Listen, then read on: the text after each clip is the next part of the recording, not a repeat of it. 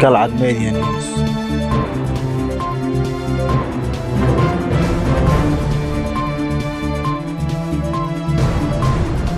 Galcad Media News.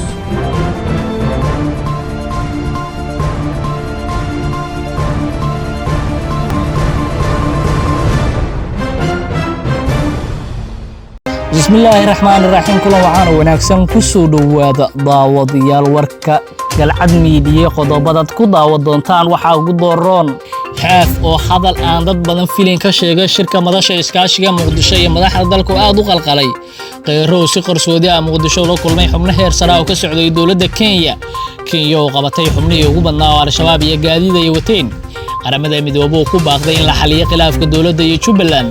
warka dibadda daawadayaal waxa kamid ah dawladda Qatar oo taageero military u ballan qaaday Soomaaliya haddii aad nagu cusub tahay fadlan daawada subscribe channelka si aad u hesho warar ku saabsan akhbaaraadka caalamka inta aad maqasheen iyo qodobo kale ku soo dhawaada daawadayaal Galcad Media. Galcad Media News. Galcad Media News. Galcad Media News. faahfaahinno dheeraad ah ayaa ka soo baxaya kulan qarsoodi ah oo ra'iisul wasaaraha Soomaaliya Xasan Cali Kheyre oo la qaatay wafdi heer sare uga socday wasaaradda arrimaha dibadda Kenya oo soo gaaray Muqdisho kulanka oo ahaa mid xasaasi ah ayaa wuxuu dhex maray ra'iisul wasaaraha kaaliyaha wasiirka arrimaha dibadda Kenya agaasimaha nabadda iyo amniga dalka Kenya iyo danjiraha Kenya ee Soomaaliya wararka ayaa sheegay in kulanku lagu soo qaaday arrimo ay kamid yihiin xiriirka sii xumaanaya ee labada dal iyo kiiska badda Abuunamamba ayaa qoraal kooban uu soo dhigay bartiisa Twitter-ka waxa uu ku yiri wada hadal ayaa la yeeshay ra'iisul wasaaraha Soomaaliya Xasan Cali Kheyre oo aan ka wada hadlay arrimaha labada dhinac oo dan u ah Kenya iyo Soomaaliya dhinaca kale ma jiro weli wax hadal oo ka soo baxay dawladda gaar ahaan xafiiska ra'iisul wasaaraha oo ku aadan shirkaasi xiriirka Kenya iyo Soomaaliya ayaa muddooyinkii dambe ahaa mid aan wanaagsaneyn kaas oo ka dhashay kiiska badda oo haatan dacwadiisa hortaala ICJ lama oga kulankan qarsoodiga ah waxa hadda ku soo beegay iyadoo xiisada labada dal ay tahay mid kacsan madaxweynaha Galmudug Axmed Ducaale Geelle Xaaf ayaa hadal lama filaan ah ka sheegay shirka madasha iskaashiga Muqdisho oo uu ku soo biiray maanta madaxweynaha dowlad goboleedka Galmudug Axmed Ducaale Geelle Xaaf oo ka qayb galay shirka caalamiga ee madasha iskaashiga ayaa ka hadlay dhinacyada siyaasadda dhaqaalaha iyo amniga iyo maqnaashiyaha maamulada Jubaland iyo Puntland madaxweyne Xaaf oo ka hadlay arrimaha siyaasadda ayaa waxa uu sheegay in shirka ay ka maqan yihiin saaxiibo muhiim ah hase yeeshee uu sheegay inuu rajo weyn ka qabo inay wada shaqeeyaan dawladda federaalka iyo maamul goboleedyada sidoo kale Xaaf oo khudbadiisa soo koobay ayaa amaan iyo bogaadin waxa uu jeediyay ra'iisul wasaaraha Soomaaliya oo markii hore shirka ku soo dhaweeyay halkaasna ka sheegay in Xaaf la'aantiis aan la gaari karin wax horumar ah madaxweynaha dowlad goboleedka Galmudug Axmed Ducaale Geelle Xaaf ayaa kamid ah siyaasiyiinta dhalishan madaxda dawladda federaalka Soomaaliya waxaana uu ahaa siyaasi aan looga baran hadaladii maanta isagoo madaxda dhaliili jiray u daacad ahaanshaha madaxweynaha Koonfur Galbeed fila Soomaaliya ayaa gaartay heer aan la filayn waxay ahayd xaalad la filayay in magaalada Baydhabo ee xarunta gobolka Baay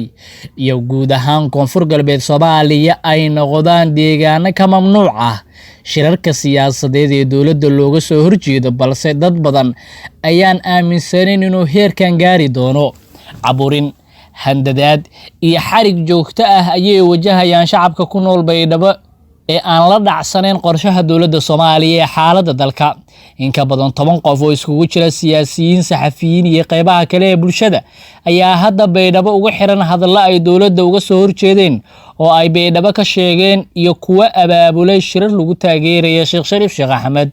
sidoo kale qaar ka mid ah dadka xiran ayaa loo haystaa qoraallo ay ku daabaceen bagga ay ku leeyihiin Facebook-gooda halka qaarkoodna loo xiray sawir ay saarteen profile-ka Facebook-gooda sawirkaas oo ah Sheekh Muqtaar Roobo Cali oo mas'uul oo dawladda u xiran dhinaca kale magaalada Baydhabo iyo guud ahaan Koonfur Galbeed ayaa u muuqda inay gacanta u galeen kooxo ka maraqaata dhinaca kale magaalada Baydhabo iyo guud ahaan Koonfur Galbeed ayaa u muuqda inay gacanta u gashay koox ka amar qaadata fila Soomaaliya waxaana golaha wasiirada xildhibaanada ee saraakiisha ciidamada lagu amray inaysan warbaahinta ka hadli karin fasax la'aan. tani waxay ahayd rabitaanka dowladda Soomaaliya waana sababta ay u gelisay malaayiin lacaga xilliga ay socotay doorashadii Koonfur Galbeed sanadkii hore ee 2018. si kastaba marna lama fileen u daacadaanshaha filla Soomaaliya madaxweynaha Koonfur Galbeed Soomaaliya Cabdicasiis Laftigarin in ay gaartay heer xitaa qoraalada Facebook la kormeero. Kenya ayaa qabatay hubiya rag ka tirsan kooxda Al-Shabaab oo weerar qorsheynayay. ciidamada ammaanka ee dalka Kenya ayaa saacadihii la soo dhaafay gacanta ku soo dhigay xubno badan oo kamid ah dagaalamayaasha Shabaab kadib howlgalla ay ka sameeyeen qaybo kamid ah gobolka Waqooyi Bari ee dalkaasi. howlgallada oo ahaa kuwa qorsheysan ayaa waxay ciidamadu ka fuliyeen nawaaxiga magaalada Bambaasa iyagoona ku soo qabtay ilaa 7 xubnood oo ka tirsan Al-Shabaab.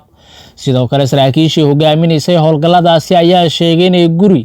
ay ku sugnaayeen raggaasi laga soo helay hub iyo kiimikada laga sameeyo walxaha qaraxa. hubka ay gacanta ku dhigeen ciidamada ayaa waxaa ka mid ah 1600 oo rasaas ah, bambaanooyin iyo maadooyin kiimikada qaraxyada laga sameyn karo.